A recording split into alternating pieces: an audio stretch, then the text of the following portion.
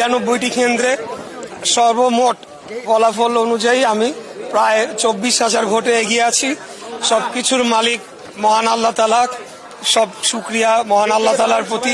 মহান আল্লাহ তাআলার অশেষ রহমত ছিল দেখে আজকে আমরা এখানে বিজয়ের দ্বার প্রান্তে পৌঁছে গিয়েছি।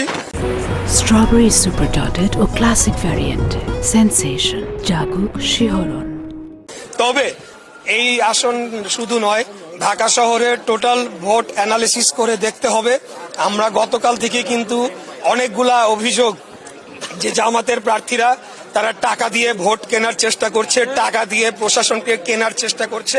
সূত্রাপুর থানার জামাতের নায়েবে আমির টাকা বিতরণ করতে গিয়ে সহকারী প্রিজাইডিং অফিসারের সাথে টাকা বিতরণ করতে গিয়ে ধরা পড়েছে এবং 2 দিনের জেলকে তাকে কারাদণ্ড দেওয়া হয়েছে। তো আমাদেরকে এখন গভীরভাবে পর্যালোচনা করতে হবে। এই সরকার বরাবরই আমরা বলে আসছি তারা পক্ষপাতিত্বমূলক আচরণ করছে, জামাত এবং এনসিপির প্রতি তারা পক্ষপাতিত্ব করেছে। এই সরকারের উপরে আমাদের আগে থেকেই আমরা বলে আসছি। তো যাই হোক, আমাদের যে সারা বাংলাদেশে যে ধানের শীষের যে জোয়ার উঠেছে, সেই জোয়ারে বর্তমান সরকার, জামাত, এনসিপি সবাই মিলেও কারচুপি করে আমাদেরকে ঠেকায় রাখতে পারে নাই। আগামী দিনেও পারবে না ইনশাল্লাহ।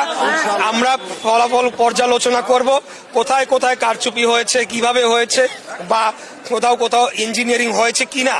যদি হয়ে থাকে সেটা যাতে ভবিষ্যতে না হয়, আর যদি না হয়ে থাকে তাহলে তো আলহামদুলিল্লাহ। এটি আমি ঢাকা 6 ভোটার প্রায় 3 লাখ ছিল, কিন্তু সেই তুলনায় টার্নওভার কিন্তু অনেক কম। মানে এটার কারণটা কি মনে করেন? এটার কারণ আমরা মনে করি যে আমাদের যারা প্রতিদ্বন্দ্বী রাজনৈতিক দল তারা বাড়ি বাড়ি গিয়ে একটা ভয়ভীতি প্রদর্শন করেছে।